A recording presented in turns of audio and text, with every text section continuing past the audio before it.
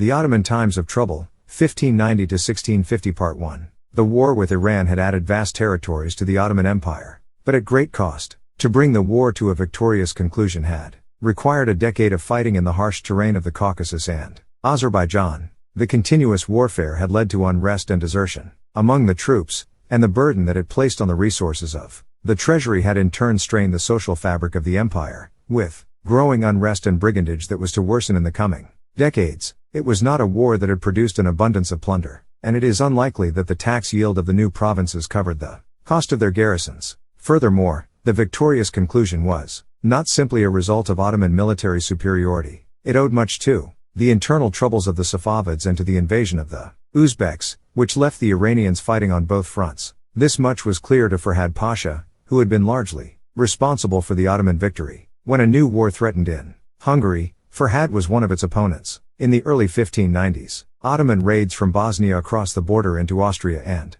Austrian reprisals strained relations between the two powers, and raised the possibility of war. The chronicler Ibrahim Pchevi reports a meeting in the presence of the Sultan, where Ferhad Pasha opposed the declaration of war, on the grounds that the troops were already exhausted after the Iranian campaign. It was, Pchevi claims, the Grand Vizier, Khoja Shinan Pasha, who, in his ambition to eclipse Ferhad Pasha's fame as a commander, was its chief advocate. Shinan Pasha had his wish and, in 1593, departed to Hungary as commander-in-chief. The campaign began auspiciously enough with the capture, in early autumn, of Veszprém and Paluda in western Hungary. Shortly afterwards, however, it became clear that the Ottoman army could no longer boast the superiority that it had enjoyed 30 years earlier. In November 1593, the Austrians counterattacked, laying siege to Székesfehérvár, and routing an Ottoman force sent to relieve the fortress. Abandoning Székesfehérvár on the approach of winter, they nonetheless captured a series of small fortifications in the district. The Austrian offensive continued in 1594, with the capture of Novigrad, and the sieges of Esztergom, on the Danube to the west of Buda, and of Hatvan, to the northeast. The besiegers again routed an Ottoman force coming to the relief of Hatvan. It was only when Shinan Pasha approached with a large force that the Austrians withdrew, and the Ottoman offensive continued with the capture first of Tata and then of Győr on the road between Buda and Vienna. Pchevi stresses, however, that it was only by the grace of God that Győr fell. The overflowing river had flooded the ditch around the fortress, and the besiegers could approach the wall only in single file across a bridge. The Austrians, he claims, had no reason to surrender. The victory, nevertheless, redeemed some of the earlier defeats. The following year brought disaster. In 1595, at the instigation of the Austrian Emperor, the King of Transylvania, Stephen Batory, transferred his allegiance to the Habsburgs. At the same time, the voivodas of Moldavia and Wallachia rebelled, opening a new theater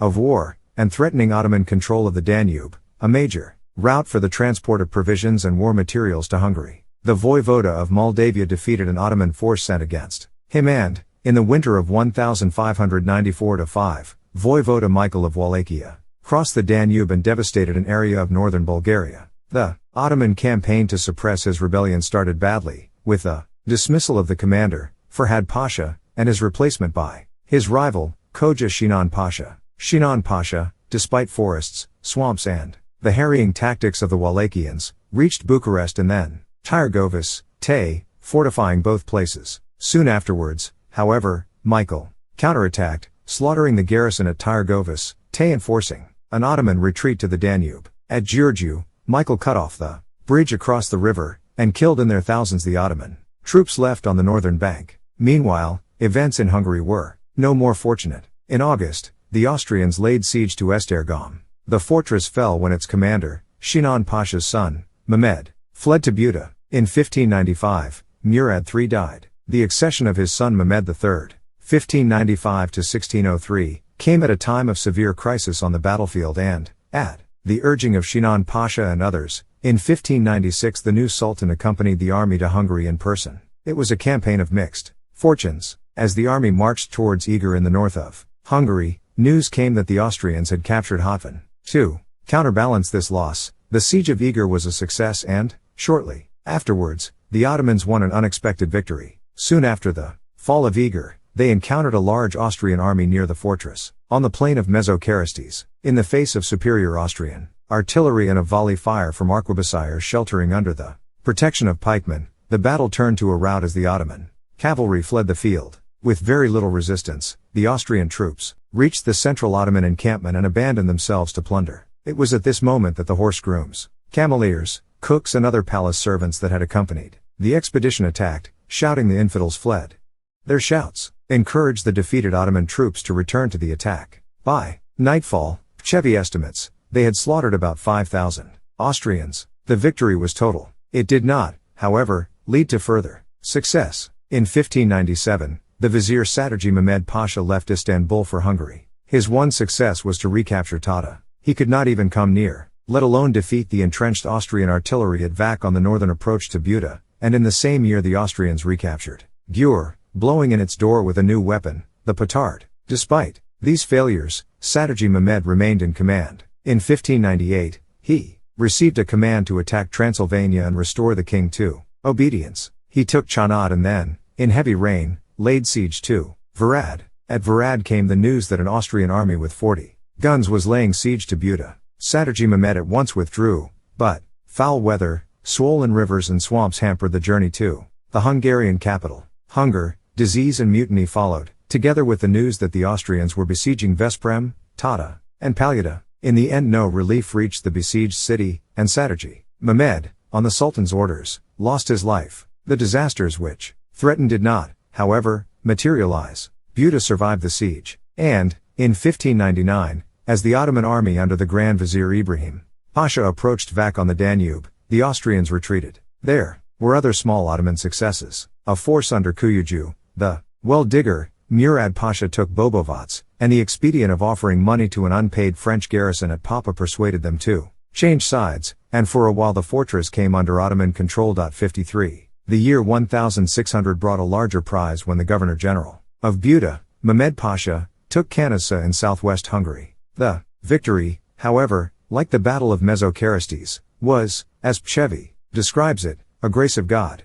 First, a powder magazine exploded in the fortress, and when, in the face of superior Austrian gunfire, the Janissaries fled, the Austrian troops outside the fortress believed this to be a trick. Instead of attacking, they departed, leaving Kanassa under siege. With their departure, the fortress surrendered. In 1601, the Austrians counterattacked, taking first Székesfehérvár, and then sending an army to recapture Kanassa. An Ottoman force under Yemischi, the fruiterer, Hassan Pasha, who had succeeded to the command after the death of Ibrahim Pasha, could not dislodge the entrenched Austrian force that blocked his path to Székesfehérvár. Kanassa, however, under the command of Tiryaki, the Adept and Apos, Hassan Pasha, resisted a siege that lasted into the winter when, in the face of stubborn resistance and severe cold, the Austrians withdrew. In the year after the defense of Kanassa, Yemischi Hassan Pasha reconquered Székesfehérvár, while in Transylvania, Székely Moses, a lord who resented his treatment at the hands of the Austrian general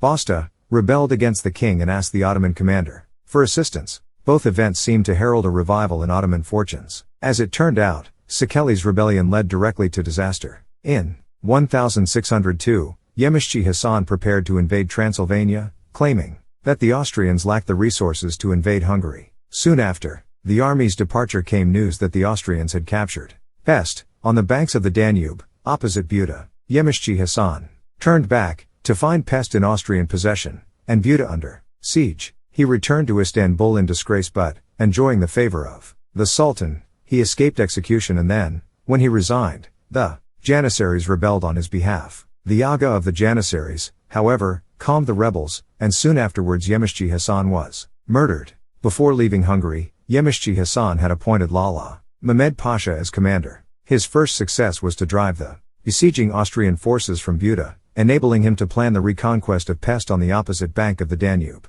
To do this, he had to dislodge the enemy from the island of Chapel, which blocked the approach to the city by river. Lala Mehmed clearly understood that to defeat the Austrians on the island required infantry in entrenched positions and planned accordingly. The Janissaries, however, disobeyed the command, refusing to entrench and demanding cavalry reinforcements. Lala Mehmed bowed to their demands, with the result that, in July 1603, the Austrians annihilated the attacking force, and remained in possession of Pest. In the following year, however, the Ottoman position began to improve. One factor in this was the reversal of Austrian fortunes in the Danubian principalities. The revolt of Voivode Michael in 1595 had benefited Austria by diverting Ottoman resources from the Hungarian front. By 1600, however, Michael was claiming the rulership not only of Wallachia, but also of Moldavia and Transylvania, an accession in power which harmed rather than benefited Austrian interests. The Austrian general, Basta, solved the problem by having